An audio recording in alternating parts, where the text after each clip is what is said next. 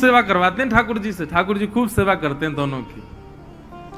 सेवा करके एक कथा प्रसंग ऐसा आता है कि यशोदा मैया की सेवा करते हैं लाल जी, और सेवा करके फिर ठाकुर जी नंद बाबा की सेवा करते हैं, फिर सोने जाते हैं यशोदा मैया के पास।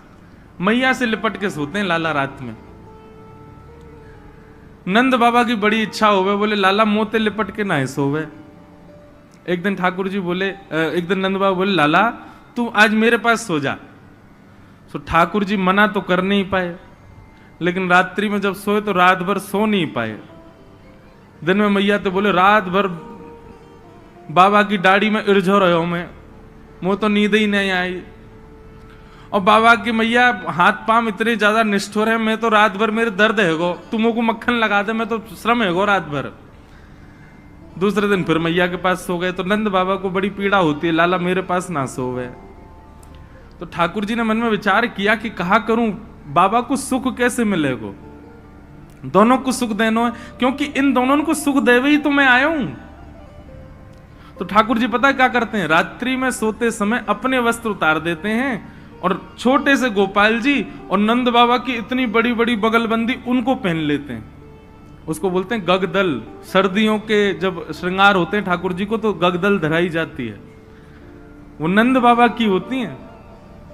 उसमें ठाकुर जी के हाथ भी लटक जाते हैं, नीचे तक ऐसी लटकी रहती हैं। तो रात में नंद बाबा के वस्त्रों को पहन करके ठाकुर जी सोते हैं, इस भाव से कि मैं बाबा के गले लग के सो रहा हूं। क्यों बोले पास जाऊंगा तो दाढ़ी चुभेगी, बाबा के निष्ठुर हाथन तो मुंह को दर्द है जाएगा। तो वस्त्र नंद बाबा के पहनते हैं और लिपट के यशोदा मैया से सोते हैं। दोनों को सुख प्रदान करते हैं, क्योंकि बंधुओं यही उद्देश्य है, मातृ पितृ भक्त बने हम, तब ठाकुर जी हमको स्वीकार करेंगे। जो मातृ पितृ भक्त नहीं है ठाकुर जी उसको स्वीकार नहीं कर सकते। इसलिए आजकल के बालकों को आप उनको जबरदस्ती आप उनको गायत्री, मैं कई घरों में जाता हूं, बच्चे गायत्री मंत्र सुनाते हैं, गायत्री नहीं सिखानी चाहिए। अभी उनको याद कराओ लेकिन बुलवाना नहीं चाहिए। गायत्री के बड़े नियम है। ये नासिक में आप जिन जिन लोगों ने नासिक वाली कथा सुनी, ये हमारी जो वेशभूषा थी वहां पर बिना सिले हुए वस्त्र पहनना, नखों का छेदन नहीं करना आदि, ये सब भी नहीं करना, मौन रहना, त्रिकाल गंगा जी स्नान करना, ये इतने नियम किसके लिए थे? केवल और केवल गायत्री का जप करता था मैं, इसलिए इतने नियमों में रहना पड़ता है गायत्री पढ़ने वाले को, नहीं तो गायत्री उल्टी हो जाती है। गायत्री भैया सामान्य नहीं है, संपूर्ण गायत्री का ही विस्तार है श्रीमद् भागवत। उसको ऐसे ही बोल देते हैं हम लोग, नहीं बोलना चाहिए। बच्चों को आप स्तुतियां आदि ये सब बाद में याद करा देना, सबसे पहले उनको सेवा सिखाओ, अपनी सेवा सिखाओ। सबसे पहले सेवा आनी चाहिए। तो विश्वास भक्ति की पहली धारा, दूसरी संबंध, ठाकुर जी से कोई भी एक संबंध रखो, और तीसरा समर्पण। सूरदास जी महाराज कहते हैं साधन और नाहिया कली में, जासो होत निवेरा, सूर कहा कहे दुविध आधरा, सूर कहा कहे दुविध आधरा, बिना मोल को चेरो, भरोसो दृढ़ इन चरणन केरो। दुविध आधरो, सूरदास जी कहते हैं मेरी तो दोनों आंखें ही नहीं है। सूर कहां कहे दुविध आंधरो, बिना मोल को चेरो। केवल और केवल अपने गुरु के चरणों के प्रति मेरा इतना विश्वास कि मैं दो नेत्र होते ना होते हुए भी ठाकुर जी की लीला का दर्शन करता हूं। सूरदास जी महाराज ने जैसा दर्शन किया वैसा दर्शन हम नेत्र पाने के बाद भी नहीं कर सकते ठाकुर जी का। सूरदास जी का दर्शन देखा कभी? शोभित कर नवनीत लिए, घुटरुन चलत रेनु तन मंडित गो रोचन तिलक किए। सूरदास जी का दर्शन है ये।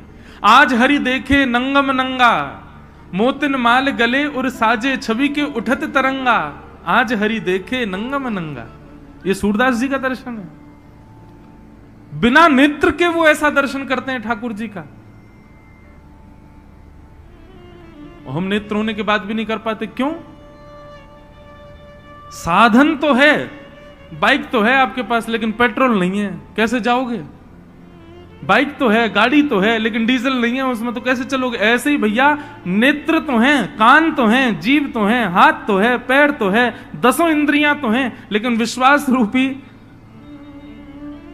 आज की अभी इस उदाहरण के रूप में कहूं तो डीजल नहीं है, विश्वास रूपी, संबंध रूपी और समर्पण रूपी। तो ये सब साधन होने के बाद भी ठाकुर जी दिख नहीं सकते। तो सबसे पहले विश्वास, भरोसा ठाकुर जी के प्रति, और भरोसा ऐसा भैया कि चाहे कितना भी बड़ा पहाड़ गिर जाए, आपका विश्वास नहीं डगमाना चाहिए। इसको कहते हैं अहैतुकी भक्ति। क्या कहते हैं? अहैतुकी भक्ति। चाहे जो हो जाए, आपकी भक्ति ना डगमगाए।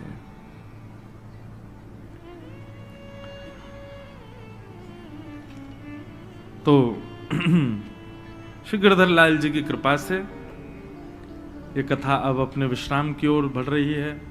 आज 6वां दिवस और कल कथा का विश्राम दिवस है। फिर 25 तारीख से 26 तारीख से बंबई के उल्लासनगर में कथा प्रारंभ है। कई लोग यहां मुंबई से भी आए। मैंने कहा इतनी दूर आए, हम तो वहीं आ रहे थे, लेकिन ऐसे ऐसे लाल जी के प्रेमी हैं, सब जगह से आ रहे हैं, तो परम सुख मिला। अब आइए आज की कथा में प्रवेश करें। आज रास पंचाध्यायी और प्रेम स्वरूप की कथा है। ठाकुर जी ने अपने बाम हस्त के इकन्नी उंगली पर गोवर्धन पर्वत को धारण किया है।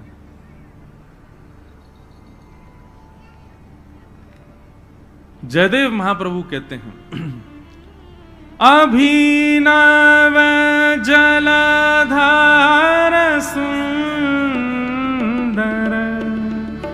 धृतमंदर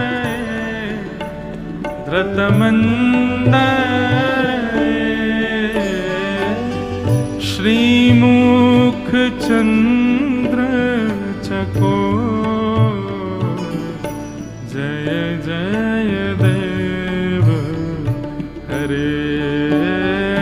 श्रीमुख चंद्र चकोर जय जय देव हरे।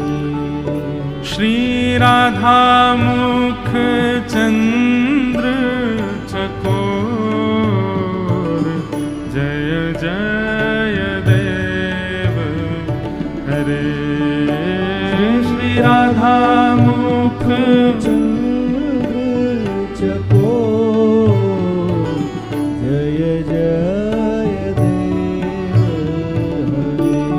ओ जय जय देव हरे।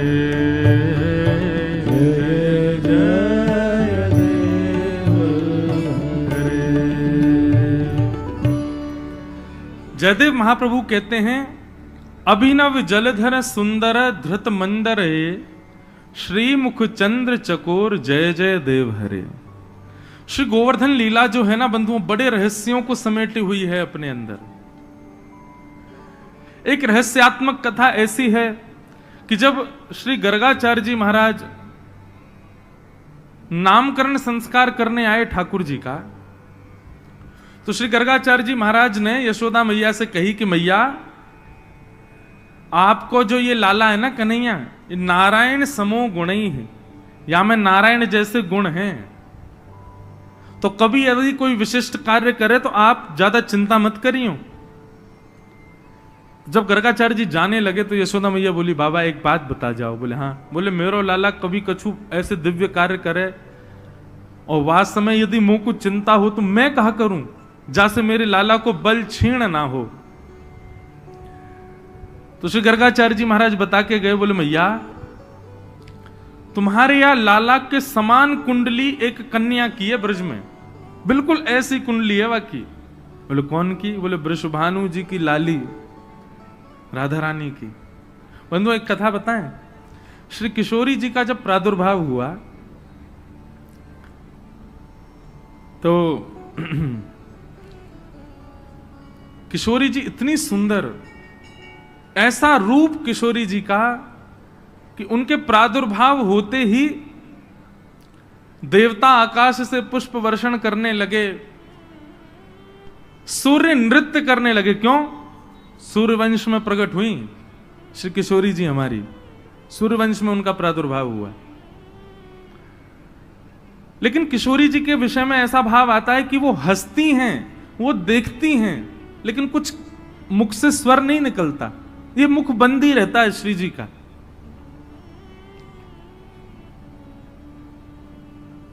ऐसा वर्णन आता है कि वो प्रसन्न होती हैं, हाथ पांव भी चलाती हैं, पर ना तो कुछ कहती हैं, मतलब ना तो स्वर निकलता, बालक या तो रोता है या कोई स्वर निकलता है, और ना ही वो अपने नेत्र खोलती हैं। ये भी भाव है कि वो नेत्र नहीं खोलती हैं अपने, ऐसे ही रहती हैं। कीर्ति मैया गोद में खिला रही हैं, वृषभानु जी गोद में खिला रहे हैं, सब ब्रजवासी आनंदित है रहे हैं। एक बहुत सुंदर भाव है। हमने कल, हमसे बहुत दिन से बहुत सारे लोग कह रहे, बोले महाराज जी श्री जी का कोई भाव, श्री जी का कोई भाव। मैंने कि श्री जी को भाव ऐसे ही ना आवे, और जब श्री जी आ जाएं तो फिर कोई और आ ही ना पावे। अब आप सुनना चाह रहे हो श्री जी को, और आज होना है रुक्मणी विवाह। अब रुक्मणी कैसे आएंगी जब श्री जी आ गई?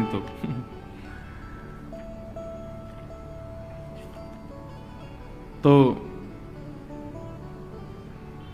प्रगटी श्री राधा रूप अगाधा, सब सुख साधा नावे, मुनि प्रेम अगाधा मेटन वाधा, लख रही मोति लजावे। ब्रज घर घर माई बटे बधाई, सब मिल मंगल गाई। कीरत बड़ भागी अति सुख पागी, पुरजन करत बधाई। सुर नर मुनि हर से सुमन ही बर से, चढ़े विमान आवे। ऐसा वर्णन श्री जी के प्रादुर्भाव का किया गया है, ऐसा वर्णन तो ठाकुर जी के प्रकट का भी नहीं है। ठाकुर जी प्रकट भय तो बस इतना लिखो है कि ब्रजवासी सबरे नाच रहे हैं, गा रहे हैं, आनंद कर रहे हैं, पर श्री जी का प्रादुर्भाव हुआ तो तीनों लोकों में आनंद हो रहा था। सब देवता पधारे थे बरसाने में जब किशोरी जी का प्रागट्य हुआ है। सुर नर मुनि हर से सुमन ही बर से, चढ़े विमाना आए। भय चित्र से ठाड़े लखी सुर बाड़े, बाजे विविध बजावे। वर्णन कर रहे हैं, बोले किशोरी जी के प्रादुर्भाव में जो बाजे बजाने वाले थे ना, उनके बाजे छीन छीन के देवता बजाने लगे श्री जी के प्रादुर्भाव में। नारद सनकादि शिव ब्रह्मादि, गुरुआदिक मुनि जेते।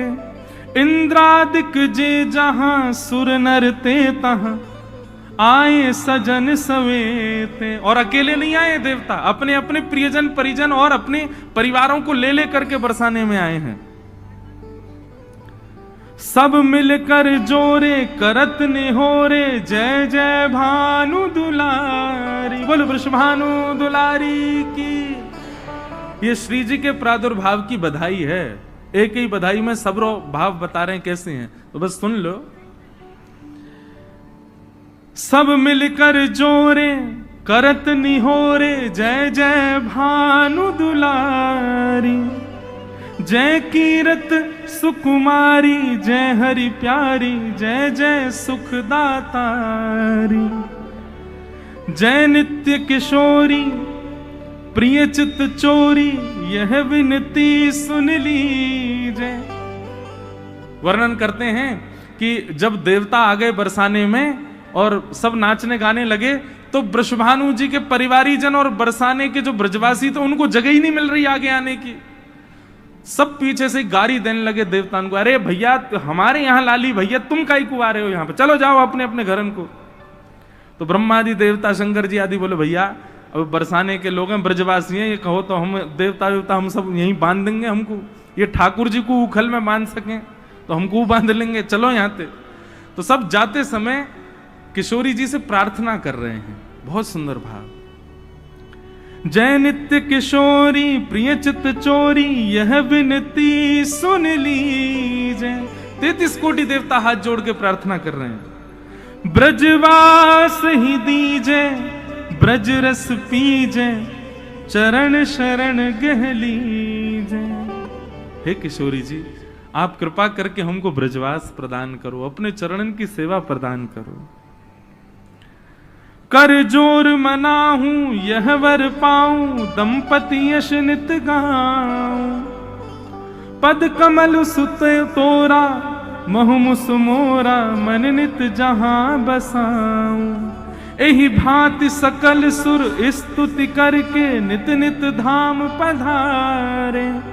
नंदादिक आए अति हर्षाए, सब मिल कंठ लगाए।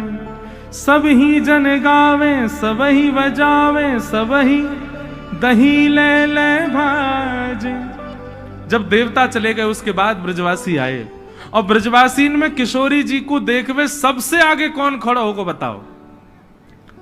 सबसे आगे खड़े हैं हमारे नंद बाबा, यशोदा मैया। अब कहीं कहीं बंधुओं ऐसा वर्णन आता है कि श्री जी जो हैं वो लालन से, हमारे लाल जी से 1 साल बड़ी हैं, 1 वर्ष बड़ी हैं। पर कहीं कहीं ऐसा वर्णन आवे कि दोनों समकाल ही हैं। ठाकुर जी को प्रादुर्भाव भयो, वाके कछु दिना बाद ही श्री जी को प्रादुर्भाव भयो। अब दोनों में सत्य कहा है ये तो सब संत जन जाने। वैसे भी जन्माष्टमी पहले आवे, राधाष्टमी बाद में आवे। तो या भाव से देखें तो ठाकुर जी राधाष्टमी के समय पर 1 सवा महीना के हैं। तो वर्णन कर रहे हैं एक रसिक कि श्री जी को प्रादुर्भाव जैसे भयो तो नंद बाबा, यशोदा आदि सब पधारे, और जैसे ही भीतर पहुंचे तो श्री जी के रूप को देख करके सब बलैया ले ले करके महाराज, कोई मोती चढ़ा रहा है, कोई सोनो चढ़ा रहा है, कोई चांदी चढ़ा रहा है, कोई दिव्य दिव्य आभूषणन से नजर उतार रहा है श्री जी की। लेकिन यशोदा मैया गोद में लाला को लेकर के पहुंची, श्री जी के रूप को देख करके, हमारी किशोरी जी के रूप लावण्य को देख करके यशोदा मैया इतनी आनंदित है गई, इतनी आनंदित है गई, मन में विचार करने लगी काय से नजर उतारूं। सो गोद में लाला को लेके लाला से ही नजर उतार दी श्री जी की। लाला से ही नजर उतार रही हैं। बोले जय बढ़िया कार्य आई, कारो कारो सो, यही तो नजर उतार दूं किशोरी जी की।